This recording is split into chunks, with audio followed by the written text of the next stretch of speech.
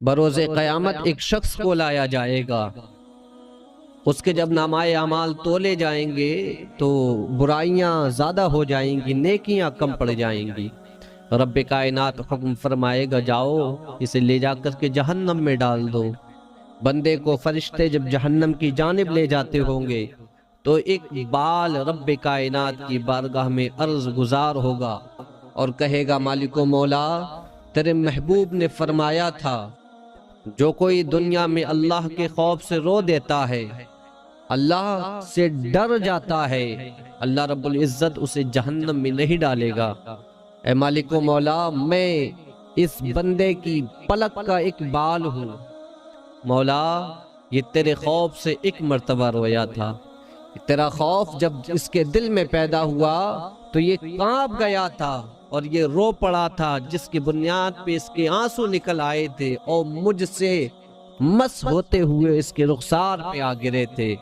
اے مالک و مولا، اس بندے کو بخش دے۔ رب کائنات ارشاد فرمائے گا فرشتو اسے واپس لے آؤ، ہم نے ایک اشک بار بال کے صدقے میں اس بندے کے تمام گناہوں کو بخش دیا ہے، تمام خطاؤں کو معاف فرما دیا ہے۔ جس دل میں اللہ کا خوف ہوتا ہے نا، وہ کبھی گناہوں کی جانب نہیں جاتا، وہ پھر بدکاریوں کی جانب قدم نہیں بڑھاتا۔ بڑا اہم ہے اپنے دل میں خوف خدا پیدا کرنا۔ جب دل میں خوف ہوتا ہے تب رب کی عبادت کرتے ہوئے بھی مزہ آتا ہے۔ جب اس کا خوف دل میں ہو اور پھر روزہ رکھا جائے، کیا ہی روزے کا لطف آتا ہے۔ یاد رکھیں ایک نوجوان جب وہ کسی عورت کی محبت میں مبتلا ہو گیا تھا نا، تو اس کے پیچھے پیچھے سفر کرنے لگا۔ قافلہ ایک مقام پہ جا کر کے ٹھہرا، رات کی تنہائی آ گئی تھی، قافلے والے تمام سو گئے۔ سونے کے بعد یہ نوجوان بڑی خاموشی سے دبے پاؤں اس خاتون کے پاس آیا۔ آنے کے بعد کہا، اے خاتون میں تجھ سے محبت کرتا ہوں، میں تیری محبت میں اتنا لمبا سفر کر کے آیا ہوں، میرے دل میں کسی اور کی نہیں، فقط تیری محبت ہے۔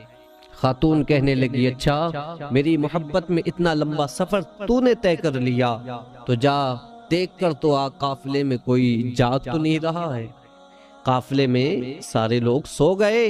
نوجوان بڑی خوشی کے ساتھ اس قافلے کا ایک چکر لگاتا ہے اور واپس آ کر کے بتاتا ہے، خاتون کوئی نہیں جاگ رہا ہے، سب سو رہے ہیں۔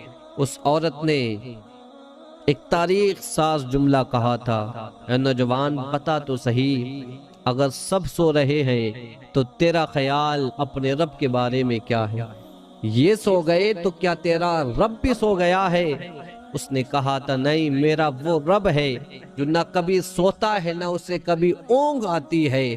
خاتون بول پڑی، اگر رب سوتا نہیں ہے، اسے اونگ نہیں آتی، تو کیا وہ تجھے اور مجھے دیکھ نہیں رہا ہے؟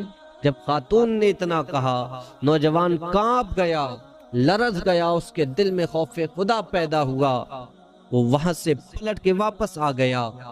فرماتے ہیں اس کا جب انتقال ہو گیا نا تو کسی نے خواب میں دیکھا وہ بندہ جنت کے باغات میں گھوم رہا ہے، تو خواب دیکھنے والے نے پوچھا، بتا تو صحیح کس عمل کے ذریعے تیری بخشش ہو گئی اور اللہ نے جنت عطا فرما دی ہے؟ اس نوجوان نے کہا تھا، میں ایک مرتبہ گناہ کے وقت اللہ رب العزت سے ڈر کر قدموں کو پیچھے ہٹا لیا تھا، اللہ نے اسی کے صدقے میں مجھے جنت عطا فرما دی ہے۔